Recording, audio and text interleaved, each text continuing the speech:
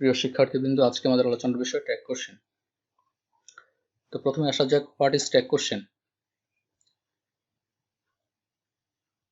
আমরা কখনো কথাবার্তা বলে তার মাঝে মাঝে আবার প্রশ্ন করি, অর্থাৎ শ্রোতার কাছ থেকে নিশ্চয়তা চাই, অর্থাৎ কোনো বিষয় নিশ্চিত হতে চাই।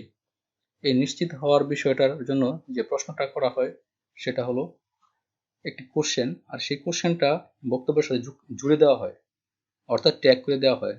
জুড়ে দেওয়া মানে ট্যাগ করা, আর সেই জন্য এই ধরনের কোশ্চেনকে বলা হয় ট্যাগ কোশ্চেন। যেমন Adiba is wise, isn't she, Samir is not reading, is he.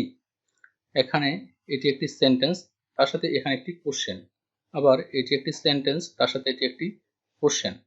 এখানে লক্ষ্য করে দেখা যাবে এই সেন্টেন্সটি অ্যাফার্মেটিভ কিন্তু কোশ্চেনটি নেগেটিভ, এটাকে বলা হয় নেগেটিভ ট্যাগ।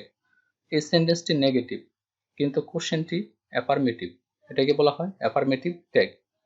ট্যাগ মানে আসলে জুড়ে দেওয়া, আর কোশ্চেন অর্থ প্রশ্ন। ট্যাগ কোশ্চেন মানে প্রশ্ন জুড়ে দেওয়া, অর্থাৎ কোনো বক্তব্যের সাথে যখন কোনো প্রশ্ন জুড়ে দেওয়া হয়, অর্থাৎ কোনো বিষয়ে যখন নিশ্চয়তা চাওয়া হয়, তখন সেটাকে বলা হয় ট্যাগ কোশ্চেন। তো ট্যাগ কোশ্চেন তৈরির কিছু নিয়ম রয়েছে, যেমন বাক্যের শেষে একটি কমা এবং ট্যাগ কোশ্চেনের শেষে জিজ্ঞাসা চিহ্ন অর্থাৎ প্রশ্নবোধক চিহ্ন দিতে হয়। যেমন we should plant more trees, shouldn't we. এই বক্তব্যের শেষে একটি কমা দেওয়া হয়েছে এবং শেষে একটি প্রশ্নবোধক চিহ্ন দেওয়া হয়েছে। কখনো কখনো সেন্টেন্সের শুরুতে এভাবে সংক্ষিপ্ত আকারে থাকে, সেই বিষয়গুলোকে আমাদের খেয়াল রাখতে হবে। যেমন এখানে আই হ্যাড আর আই উড সহজে দেখে বোঝা যায় না, আবার হি ইজ, হি হ্যাজ এগুলো দেখেও বোঝা যায় না। আমরা একটু পরে এগুলো নিয়ে আলোচনা করব। তো আসা যাক, ট্যাগ কোশ্চেনের সাবজেক্ট সবসময় প্রোনাউন হবে। যেমন Mr Haque is our English teacher, isn't he. এই হি এই কোশ্চেনের সাবজেক্ট, এটি একটি প্রোনাউন। তো কোথায় হি হবে কোথায় সি হবে সেটা আমরা দেখি। মূল বাক্যের সাবজেক্ট একজন পুরুষ বোঝালে ট্যাগ কোশ্চেনের সাবজেক্ট হি। যেমন Mr Haque is our English teacher, এখানে মিস্টার হক সাবজেক্ট, এই জন্য এখানে হি হয়েছে। একজন মহিলা বোঝালে সাবজেক্ট শি হবে। আবার মূল বাক্যের সাবজেক্ট দ্বারা একটি বস্তু বা ইতর প্রাণী বোঝালে ট্যাগ কোশ্চেনের সাবজেক্ট ইট হবে। মূল বাক্যের সাবজেক্ট দ্বারা একাধিক ব্যক্তি, প্রাণী, বস্তু বোঝালে ট্যাগ কোশ্চেনের সাবজেক্ট দে হবে। যেমন এখানে he reads news paper every day, doesn't he.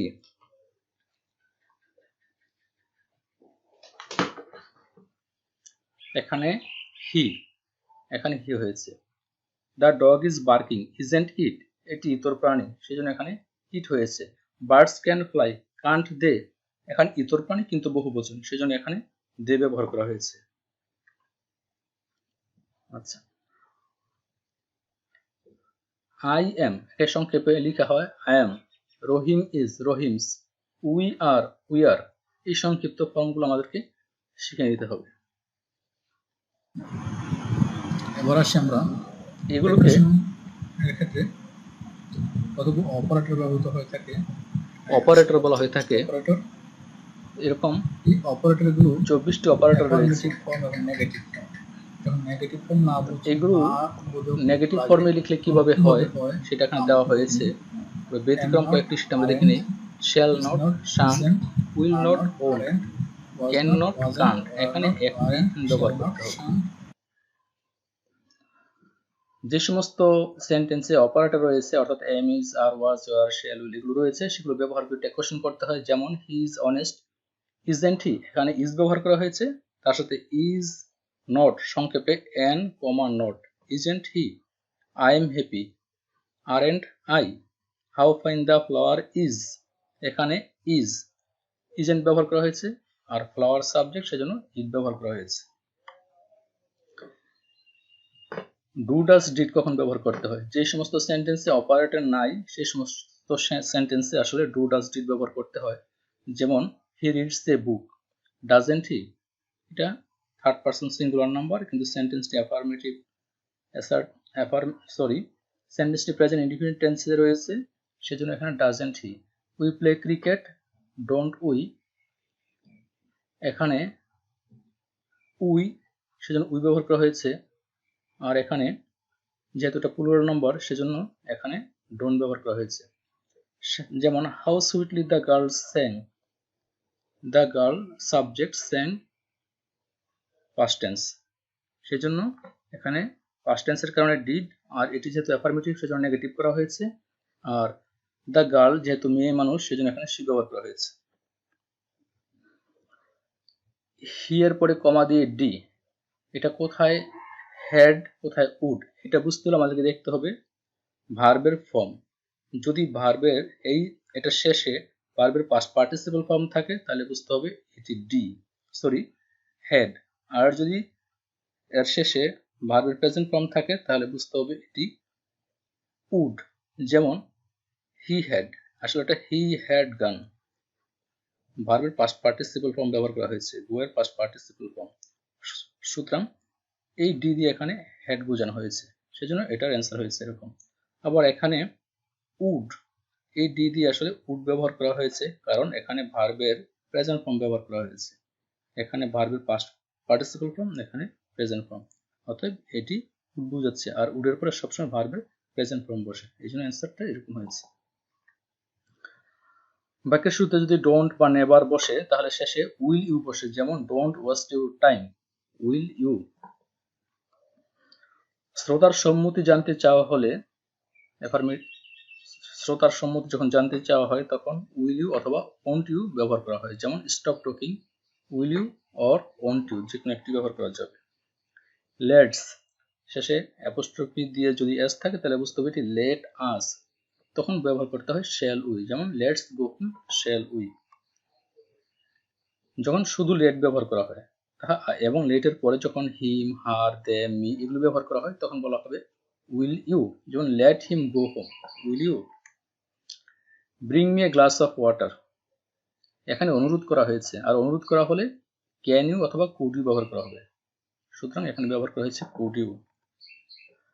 Neither, no, no one, none, nobody, nothing এগুলো যদি থাকে তাহলে নট বসানোর প্রয়োজন নেই, যেমন নান ক্যান ডু ইট, এটি নিজেই নেগেটিভ, সুতরাং এখানে আর নতুন করে নট বসাতে হবে না, এখানে বসানো হয়েছে can they. Neither of them went, did they.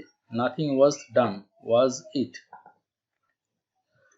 Everybody, everyone, anybody, anyone, somebody, someone, nobody, no one, none, neither এগুলো যখন ব্যবহার করা হয় তখন ট্যাগ কোশ্চেনের সাবজেক্ট হবে দে, যেমন neither of them has passed, have they.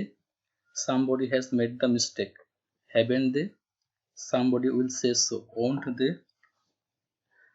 Nothing, something, anything, everything এগুলো যখন ব্যবহার করা হবে তখন ট্যাগ কোশ্চেনের সাবজেক্ট হবে ইট, যেমন nothing is impossible, is it.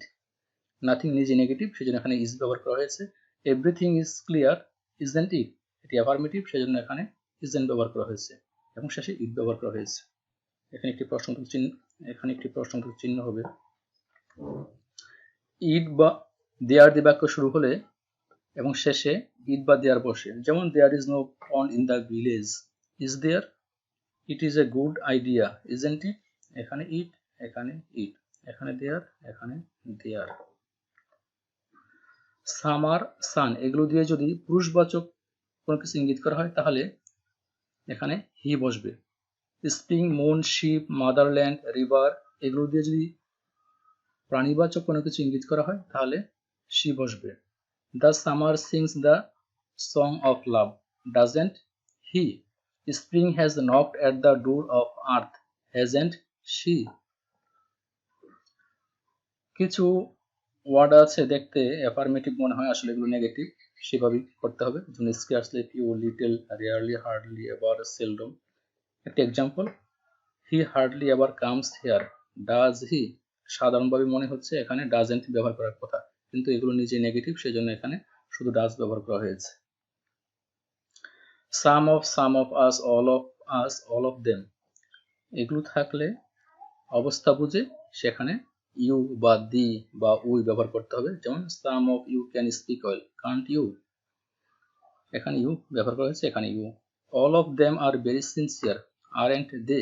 এখানে দেম সেজন্য এখানে দি ব্যবহার করা হয়েছে।